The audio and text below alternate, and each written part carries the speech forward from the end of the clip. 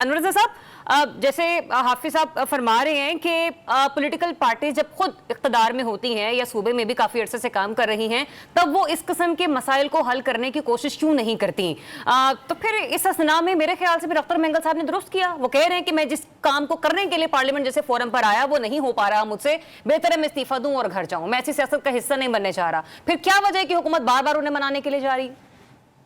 ज़रिया, बहुत शुक्रिया आपका। पहली बात तो ये है कि अख्तर अली मेंगल साहब के दो तहफ़्फ़ुज़ात थे, दो तरह के। एक पॉलिटिकल कंसर्न्स थे उनके, जो उन्होंने सियासी जमातों से किए। राना सनाउल्लाह जो क़यादत कर रहे थे हुकूमत की जानिब से, और अरशद कैसर जो पाकिस्तान तहरीक-ए-इंसाफ के वफ़द की सरबराही कर रहे थे। उन्होंने पॉलिटिकल पार्लियामान ने हल कर रहे थे वो किए। दूसरा, उन्होंने तरफ से वो एस्टेब्लिशमेंट की बात की कि बलूचिस्तान में जो ऑपरेशन है उससे मुताल्लिक जो बलूचिस्तान के अमायदीन हैं, जो सियासी लीडर्स हैं, उनको एतमाद में नहीं लिया जाता, जिसकी वजह से वहाँ पर बेचैनी पाई जाती है। एक ये उन्होंने दो मुतालबात जो हैं वो सामने रखे हैं। अब रही बात कि उनका जो इस्तीफा है वो एक्सेप्ट नहीं होगा। अब उनके प्राइम मिनिस्टर ऑफ पाकिस्तान से मुलाकात होगी, जिसमें वो वज़ीर आज़म से सियासी जो इशूज़ हैं उन पर अपने तहफ़्फ़ुज़ात का इज़हार करेंगे, और जो एस्टेब्लिशमेंट कंसर्न्स हैं उसका इज़हार भी वो वज़ीर आज़म शहबाज शरीफ से करेंगे, और उनसे कहेंगे कि वो एस्टेब्लिशमेंट से करें और सबसे उनके कंसर्न्स को दूर किया जाए। एक बात तो ये है। दूसरी बात, बलूचिस्तान के रिसेंटली मैं 1 माह बलूचिस्तान में रह के आया हूँ।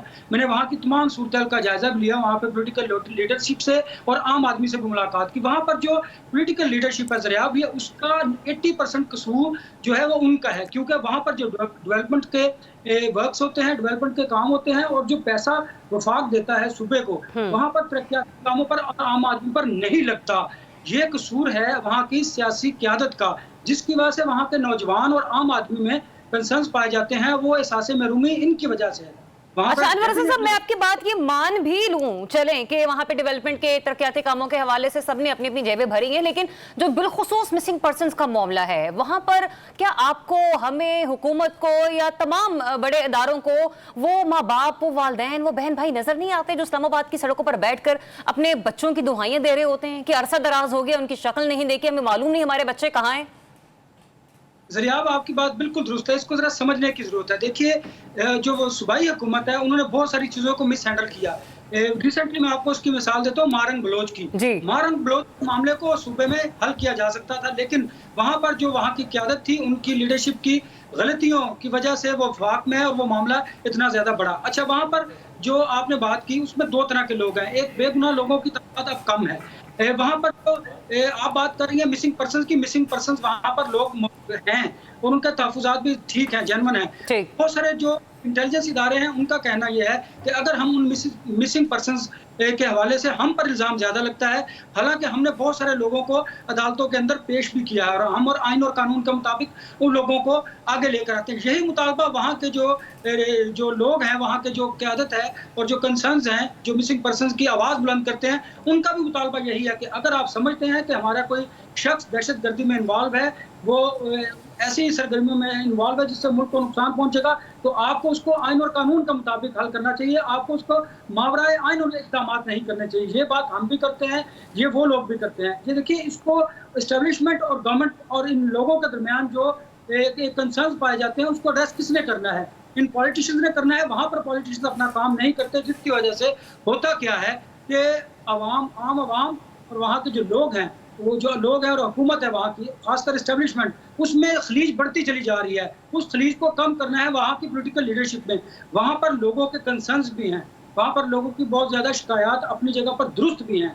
हमें उसे दूर करना है, वफाक को उसे दूर करना है, लेकिन वफाकी और सूबाई हुकूमतों की गलती की वजह से आज हालात इस नहज पर पहुंचे तो हैं। अनवर साहब, मामला देखे ना, फिर वहीं का वहीं आ गया ना कि जिसके साथ जो मसला है, अगर मुबशिर बुखारी साहब को ज़बान रज़ी साहब से मसला है तो वो दूर करेंगे। ये नहीं हो सकता कि बुखारी साहब का मसला मैं हल करूंगी। बिल्कुल उसी तरीके से कि जैसे बलूचिस्तान की हुकूमत को इंटेलिजेंस इदारों से अगर कुछ ना कुछ मामलात उनके ऐसे हैं जो कि सॉर्ट आउट नहीं हो रहे, जहां पर आपकी बार खुद दोहरा रही है। आप सिर्फ 1 मिनट मुझे दीजिएगा, मेरे पास है ही 1 मिनट, फिर मुझे ब्रेक की तरफ बढ़ना है। एहसान साहब प्लीज। जी हाफिज साहब। अच्छा, मैं इसमें ये हूँ कि अभी देखिए मेंगल साहब का एक रिज़ाइन आया आपके सामने, तो बलूचिस्तान के कितनी दूसरी पॉलिटिकल पार्टीज हैं जो नेशनलिस्ट पार्टी हैं जिन्होंने इसके ऊपर कमेंट किया है कि मेंगल साहब को जो है वो असेंबली के अंदर रहना चाहिए। आप ज़रा उसको देखें ना, सवाए एचक ज़ई साहब के या उसके बाद एक मक्सी साहब आए हैं, और उसके बाद पीटीआई आ गई है उस चीज के अंदर। कितने बलूचिस्तान से नेशनलिस्ट पार्टीज जो इस वक्त बलूचिस्तान की गवर्नमेंट का हिस्सा है जिन्होंने ये कहा हो कि जी नहीं इनको अपना वापस लेना चाहिए। दूसरा उस चीज के अंदर ये है कि जब आप मिसिंग पर्संस की बात करते हैं, आप जरा फैक्ट्स एंड फिगर्स तो देख लें कि 10,000 आपके मुल्क के अंदर रिपोर्टेड मिसिंग पर्सन थे, जिनके अंदर से आपने तकरीबन जो है 7800 जो है वो आपने रिजॉल्व कर ली हैं। 2200 के करीब आपके ऐसे लोग हैं जो पूरे कंट्री के अंदर हैं, और उसमें से बहुत सारे लोग, अभी आपने देखा कि ईरान के अंदर जब इंसिडेंट हुआ तो आपको यही लोग जिनकी पिक्चर्स यहाँ पे लगी हुई थी प्रेस क्लब के सामने, आपको वो वहां पे नजर आए, यही वो लोग जो मारे गए वहां के अंदर बलूचिस्तान के अफगानिस्तान के अंदर, उनकी पिक्चर्स भी आपके सामने थी।